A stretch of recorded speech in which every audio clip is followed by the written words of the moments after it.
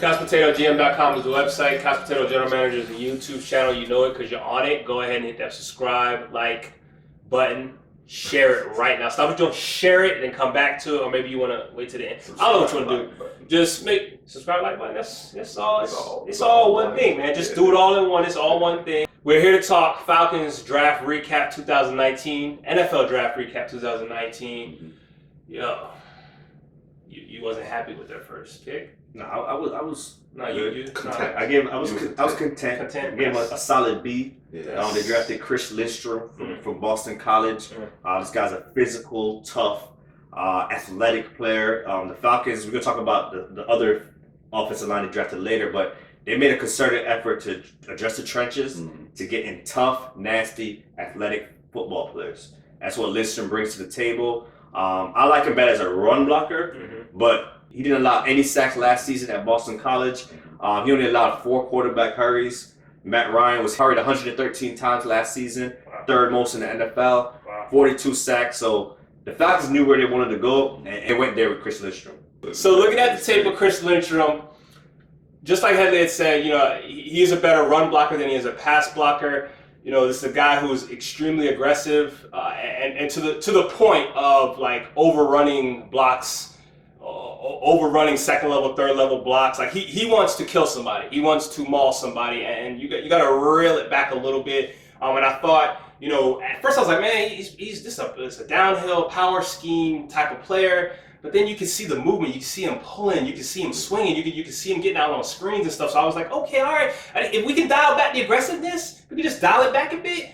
We got a hell of a player. Nobody likes to draft a guard, a tackle at in the first round. That ain't sexy. That ain't dash flat. That ain't none of that. But if I think I might have gotten and I'm not putting them in the same class. I'm just talking about in terms of mentality. If I think I got a Quentin Nelson in terms of mentality, pump the brakes in terms of mentality, and I can reel back that aggressiveness to hone it in, to know when to use that aggressiveness to bury defensive linemen and people at the second and third levels.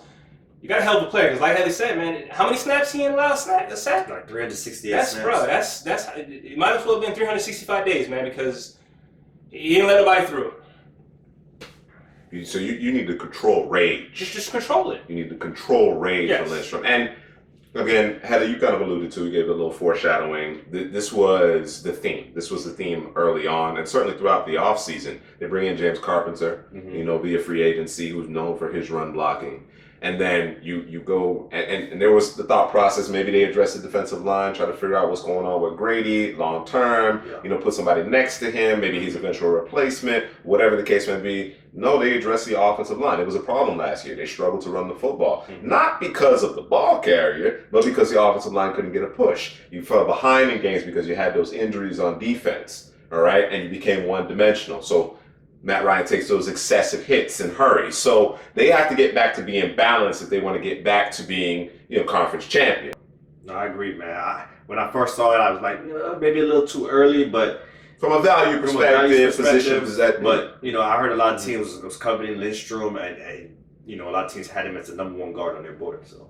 All right, so the Falcons, instead of waiting to the second round, they traded back up into the first round with the 31st pick overall, and they selected Kaleb. Is it McGary? McGary, like McDonald's. McGary out of, Washington, offensive tackle. And watching him, again, you go back to the trenches, you go back to the mentality, you go back to a grinder, a guy who wants to embarrass folks. That's what you get, Kaleb McGary. And I know that pass blocking is going to be the issue, but let me say this. Watching the tape, that offense he was in did him no favors. You're talking about shallow drops where he's taking 1, 2.5 steps back, and the defensive end is up and around him because it's whether it be because the quarterback didn't get rid of the football because he was supposed to, or whether it be that's just the way they drew it up. I don't know who's drawing that up, but you didn't do him any favors, and I think he got an unfair assessment, in my opinion. And he actually might be a better pass blocker than he's being given because of the system that he was in. Yeah, I had him, like you said, inconsistent as a pass blocker. If he does get his kick step out there early, he's perfectly fine, but sometimes he's late to the party. Guys get around him. Also, I think guys just disengage from his block a little too easily in pass protection. So as pass protection, I think he needs to work on that. I actually think he'd be better as a guard, but all talks in the Falcons camp that he's going to be a tackle for them.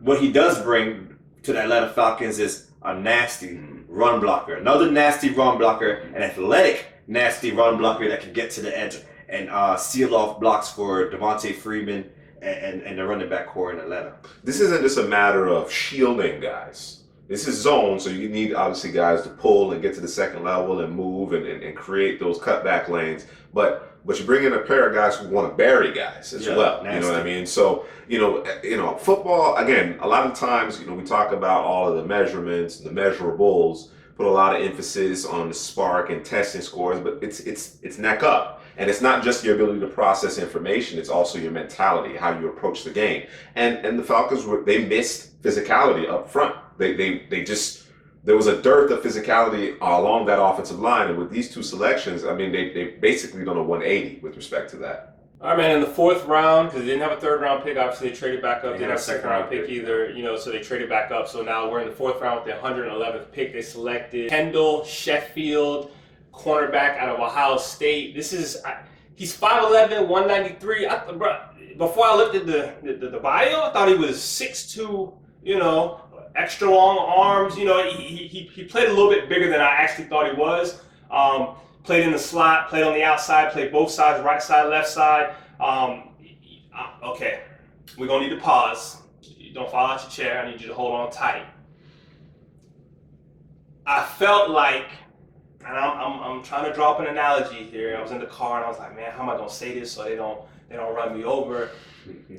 I felt like he reminded me. Don't say it. Because I thought the same thing too. He reminded me of Patrick Peterson, but was always a step. He was always 2 steps behind what Patrick Peterson might have been. That's where I'm going to leave it. I'm going to leave it right there. Man, Kendall Sheffield, man. The Falcons, they try to hit lightning in the bottle, man. This guy's, I think, a former 5-star recruit, highly recruited guy. I think he was with Alabama first and then transferred to Ohio State. He played all over the field, left, right, slot, corner. So he's very versatile. He's kind of what Dan Quinn wants in defense, some speed, some athleticism, guys that could fly around. The biggest issue with Sheffield is when his back is to the football. He doesn't locate the football. He's better when he keeps things in front of him. So, cover 3 defense the Falcons run, they kind of keep things in front of them, click and close ability. But when the ball's in the air and his back is to the football, he just doesn't find it, man. Yeah, it's an art that is eroding. It's an art that's eroding because you're seeing more and more cover 3, deep third, keep your eyes on the quarterback, see when the ball is leaving the quarterback's hands, read and react, as opposed to being able to turn and then, pick up on telltale signs from the receiver in order to determine when do I need to turn my head around, when do I need to play through the receiver's hands, arms, in order to make a play on the football. It's just, it's a certain level of comfort and confidence that you have to be able to play through under those circumstances when your back is to the quarterback. It's what tends to separate your decent, your replacement level corner from your quality starter, your upper tier cornerbacks. Yeah, I'm gonna say something kind of crazy too. Okay. You brought up your Patrick Peterson thing too. Okay. When I watch Sheffield, let me start off by saying this. He's inconsistent from game to game. He's inconsistent from play to play. Sometimes he looks like one of the best players on the field, and sometimes he looks like the worst, man. But when he looks like one of the best defenders on the field, he kind of remind me. He got the movements of like a Marshawn Lattimore. He got the movements. Ooh. The movements. Well, that might actually be a little bit better. I like that. Okay. The movements. The hip flexibility. The hip movements. I see a little Marshawn Lattimore in him. So let me get this straight. When he looks good, we got. It's Jacqueline High with him. Okay. It's Jacqueline High. Okay. So he's he flashes. I mean, I'm just trying to grasp it. Okay. He flashes Pat Pete, but not a very good Pat Pete. Okay.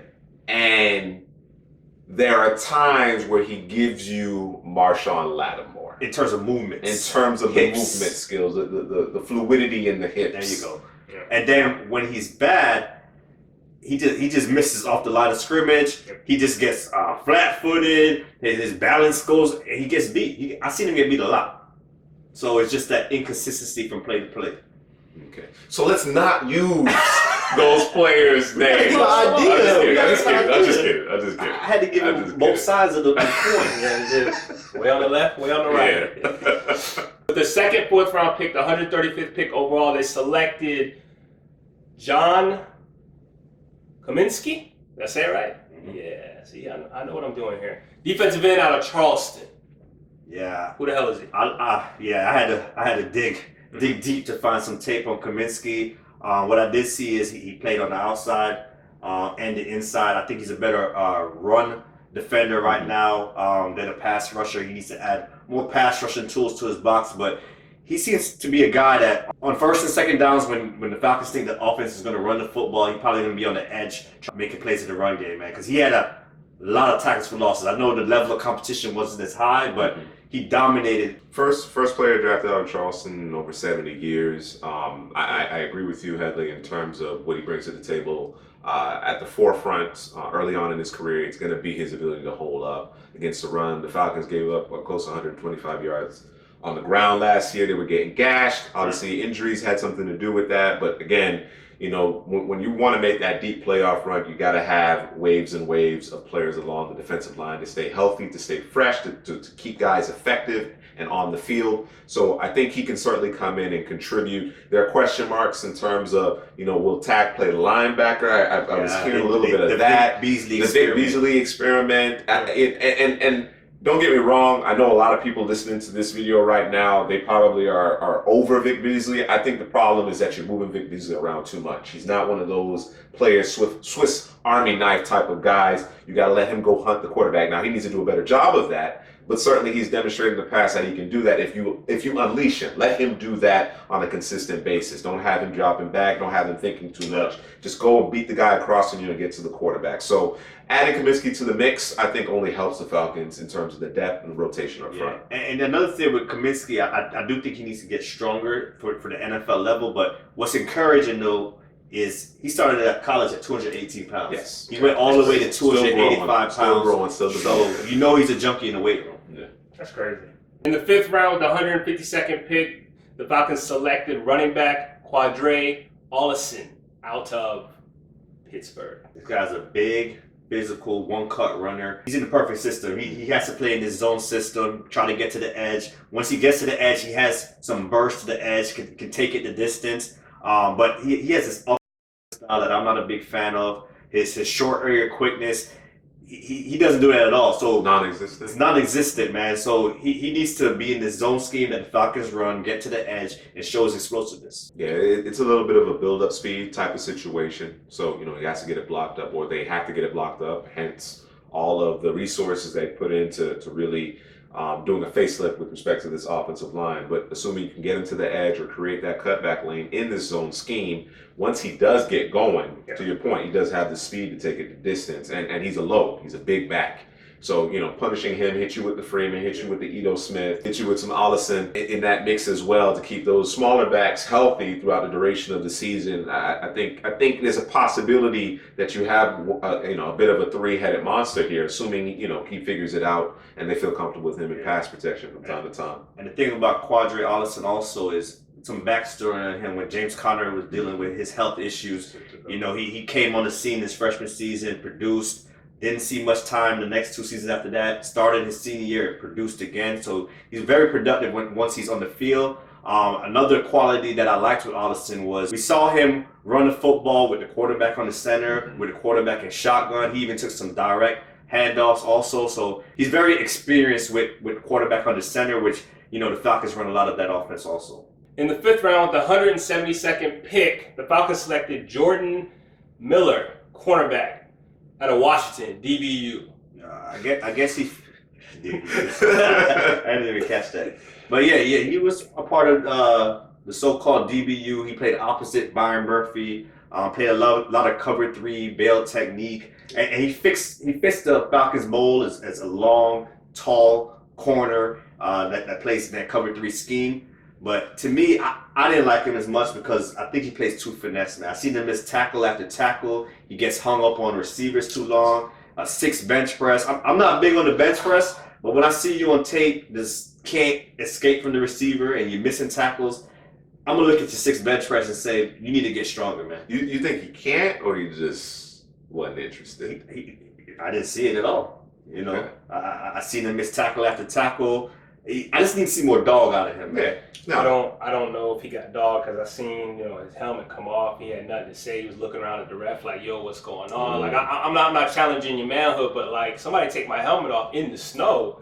We got a problem. Like there's gonna be a problem. Like there was no problem though. Well, maybe being smart, don't want to get the penalty. No, we're not. Okay, all right. No, I'm gonna let you know I'm upset. Okay, all right, fair enough. Well, the Falcons, they obviously added a couple corners here in the draft that kind of fits what they want to do defensively. They're having to replace obviously Robert Alford and Brian Poole, who were mainstays in their defense the last couple of seasons. KZ, we expect him to drop down into the nickel. Now you add some additional depth. There's a question mark. Hadley, I know this is a guy that you've struggled to come to terms with, but from my vantage point, they need him to produce, and that's Isaiah Oliver. Is this the year? Is it make or break for you? It has to be, because he's going to be entrenched into the starting position because of the corners that the Falcons lost.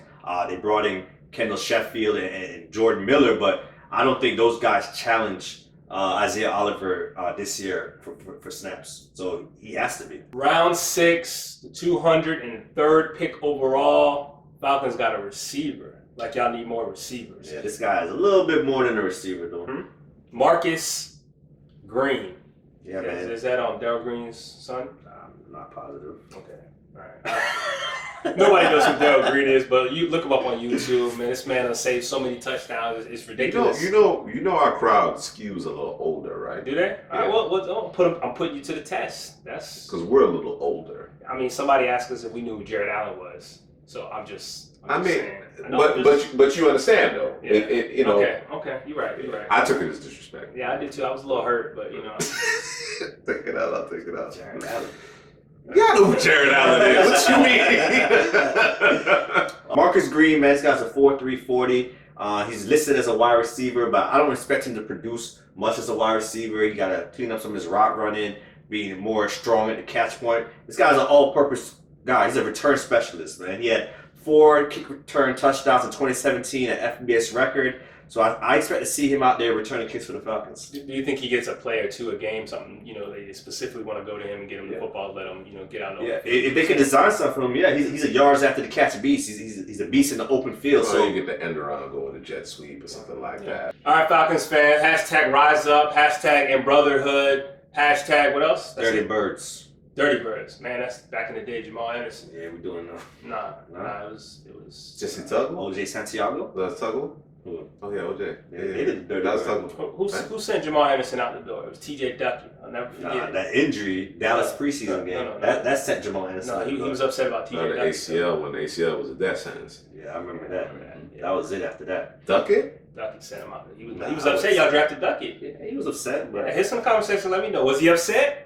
I know he was. I seen it.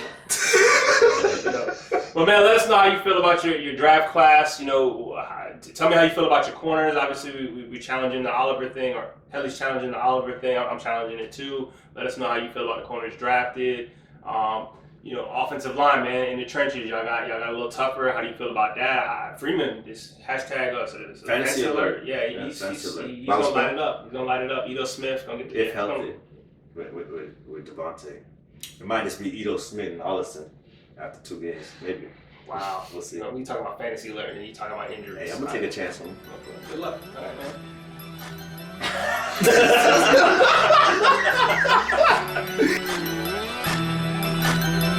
Is in the